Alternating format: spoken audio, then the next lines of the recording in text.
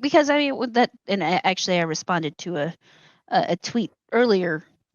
Well, it would have been late last night, early this morning, depending on how you want to observe that, about race swapping characters and how it's okay as long as you're making a white character black, but it's not okay if you're making a black character white. Just recently there was talk about Kratos and making a god damn it what's that God of War live action and how he should be black. He's Greek, right? And but despite the fact he's Greek, he's black coated and he's Greek. Yeah, I don't understand. What is black coated? What is that? I think she might be able to explain it better. Yeah. The whole coded mentality pretty much falls to the line of, oh, well, the character's personality or certain traits about that character has close resemblance to something cultural, in the sense of like Piccolo, for example. Amorata and I were talking about this earlier. Piccolo having like, I guess, the cool guy mentality, or whatever kind of individual, whatever kind of character that they're trying to say in that sense, is like, oh, well, you see Piccolo, and he's pretty much like the black guy of the group. And it's like, that makes no sense. Piccolo is a Namekian from Namek. He's an alien. Oh, yeah, but he does black people things. And it's like, what counts as black people things, really? Like, the whole coded thing just falls to and it's a phrase that bothers me so much. Like you have like black coded or queer coded or minor coded. It's pretty much anyone's easy out for trying to win an argument at this point. But overall, it means nothing in the grand scheme of it all. Just people who want to have something to cling on to.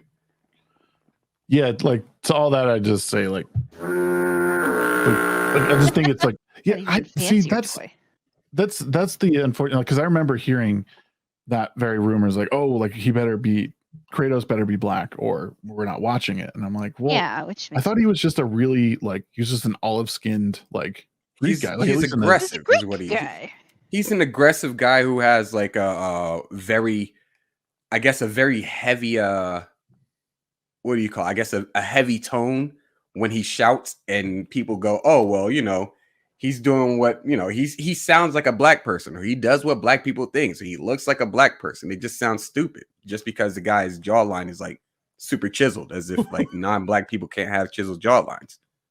Right. Like, and the original, was it both voice actors or the first one was at least a black guy?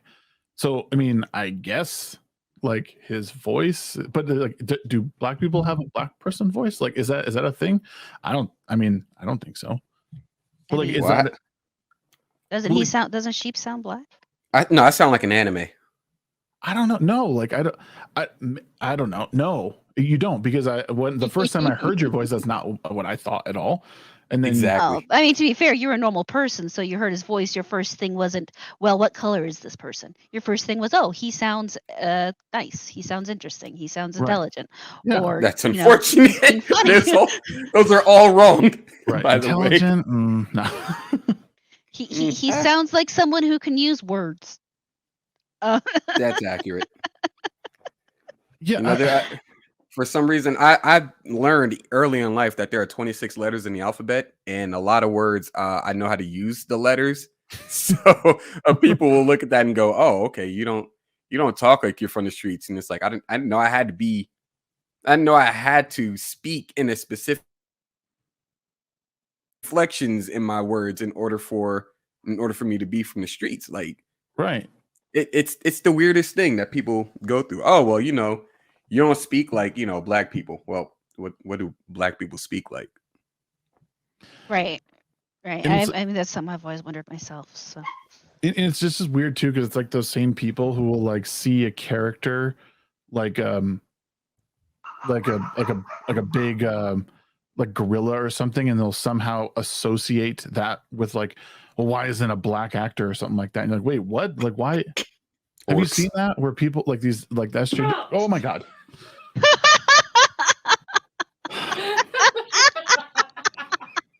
Uh-oh. Someone else is laughing too. I can hear it. Yeah. Well, we're doing a show. Oh, I'm sorry. No, I've done it to Sheep before. I walk in the room and he nearly jumped a mile. It was hilarious. Yeah. That, by the way, is a false story. Do not listen to Amorata and that says Absolutely true. that is not true. I simply Jump, turned he around. I turned around. I felt like 40 bones in my body just all creak at the same time, and I flinched because of the pain. Oh I my fell God. over laughing. Yeah. Growing up, my stepdad used to like we'd be upstairs and he'd be like, "Hey Tom, come downstairs." He's like, "I need to ask you something." And we'd come like running downstairs all happy, and he'd be hiding around the corner. And he'd just like, bah, like scare us, and we just like melt into a puddle. Like the goat falling down the slide. Yeah. No, Trey, the thing Exactly. is I didn't sneak up on him. I wasn't even trying to sneak up on him. I just opened the door to bring him his dinner. No, it's not simply just open the door. This something or other decided she was going to slowly turn the did not knob, slowly. slowly I push the told door you regularly open, open and the door. slowly tiptoe It was where the I tiptoeing. am. And once I got that once my sixth sense kick in, because I have low cognitive whatever they call that shit, low spider senses. Anyway, I like the shit kicked in, and I was like, danger's behind me. I turned around and she almost had her tentacle at my throat, and it was about to be a fight live on stream. I opened the door. I stepped in. He goes, ah! I did not go, ah, relax. And I hit the bed laughing.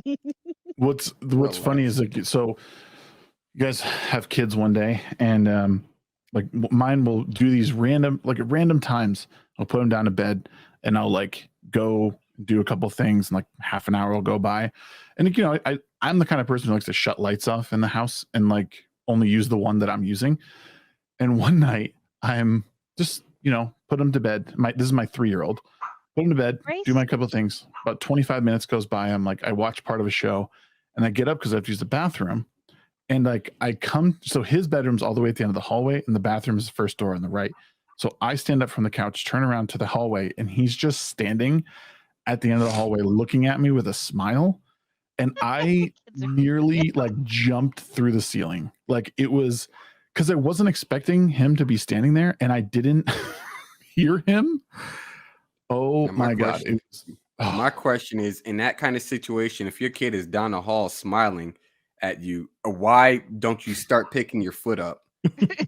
Because one or two things are going to happen. Either they're going to sprint at you and run into your foot, or they're going to jump at you and run into your knee. Right. I was prepared. Like as soon as I got my senses back, I was on the defensive, not in a threatening way to him, but I was certainly like, what the fuck are you doing? Like my fists clenched, like as if I was gonna have to like roundhouse him just in case he was possessed by some demonic force. That's why movies with little kids are so scary, though, because all work and parents no have play. those moments where they're like, I think my kid might be a demon, and it's not because they did anything or said anything. It's just the way they're standing. New marketing scheme is going to be all work and no play makes me das boot. However, we are way off topic. We are. So, what topic? And I found the website I was looking for, so that's even better. Oh, cool. Can you share, or do you need me to share? I put the actual website in the private chat, so if you could pull it up, Sure. You'll have to probably type it in because I had to go to, with the way my stuff's set up right now, I had to go to a separate object my bank account to set find up. the website. It'll bring me to some prawn site. Yeah, it'll be absolutely freaky. And then if you actually just click on African right at the top when you get there. The African prawn? Yes, we're going to be looking at the African prawn. Did I do the right one? This is a bunch of little like short stories? Yeah, it's fairy tales. It's fairy tales from around the world. I don't see the African part. If you go to the top where it says Classic Tales, you can go to Regions. Oh, Classic Tales. There we go. African. Sorry. No, we're fine. Okay, let me share this for the crowd. Then if you just scroll down to where they can actually see the titles of the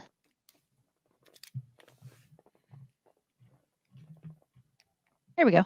And okay, so you saw the other. Can you go back to the tweet actually? Sure. First. Yeah. Okay, so this is a tweet I read on Facebook or Facebook. Close enough.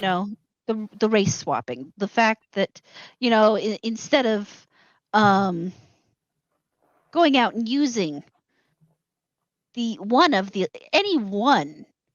these gods, that there are 11 different pantheons of African-based gods alone that they could pull from. Mhm. Any one of them would make an amazing story.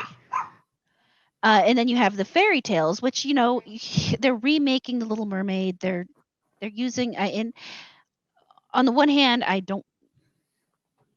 It's not about the race. It's about the fact that instead of just taking a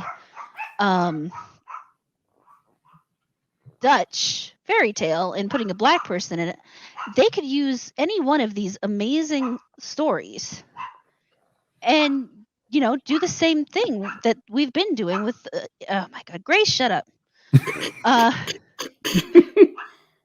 It's just like being on one of my game streams, except she's an idiot. Canine abuse. My dog. Nah. I love her. She's just Human abuse. Caboose. And then a lot of them kind of are interchangeable, but we have a story like the lion, the hyena, and the rabbit. I think doesn't that sound adorable? Mm-hmm. If you just go down to the bottom, you want me to click on it? Yeah. Okay. And it pulls it up. I mean, it and Simba. you have Simba, Fisi, the hyena, and I can't even say that. I'm not going to butcher that for anybody. Kititi? Kititi, yeah. The rabbit made up their mind to go in for a little farming, and and together they make their little farm, and everybody decided to do it. And if you're good there, it's just an adorable little story that could be made a cartoon, a movie, anything other than freaking redoing again a Dutch or European story, and then instead of trying to erase or copy over or whatever you want to call it a character, a well-known, already established character, you could literally validate millions of people by using their actual stories. Yeah, it's bizarre. I mean, the fact that they refuse to. Yeah, it seems to be a huge problem with. I mean, and like in everything, like you said, it's either a total like rehash of what's already been created, or it's like either rehash what's already been created and just change like little minor details, or it's a total race swap, or it's a total gender swap, or it's take this animated thing and make it a live action thing and then do those things in the process. And it's like, and some of those things they've done on like multiple times. Oh yeah. It's like, just like we need fresh stories and something, and people like Americans would say like we're probably not familiar with a lot of these stories, and I'm sure there's a lot of great lessons in all of them. It's like, can we take good pieces of these and just, I mean, but then do we get in trouble because we're trying to like Americanize these African stories? Like is that why they don't do it? Because they feel like they're appropriating some part of another culture. I don't think it's that. I think it's that they're lazy. They don't. I mean, the European stories have already been really really well established here in the U.S. So and around the world for various reasons. Well, I mean, because the European people are very good at going out and spreading themselves around. One might say. So I mean, it's something for a lot of people is easily and quickly recognizable. So why on earth go out and find something else to build on when you can just redo what's already there. Now, I mean, and I saw Trey say they could make cool original stories. In the end, every story is kind of derivative of a basic type of story. Right. So Mostly formulaic. Yeah, I mean, people go on a journey, they have an adventure, they learn a lesson, the end. Yeah. But the fact is there's so many, even, I mean, you have all the amazing Native American stories that exist that they could go off of, that would not only, you know, help educate everybody on the Native Americans, but would make just genuinely amazing and different stories from the European ones. There's so much rich culture out there. The fact that we're being told the same stories over and over and over again is just a little ridiculous. Thank you for watching this clip from our show, The Midweek Hump. It premieres every Wednesday night at 9 p.m. Mountain Standard Time. We'll see you then.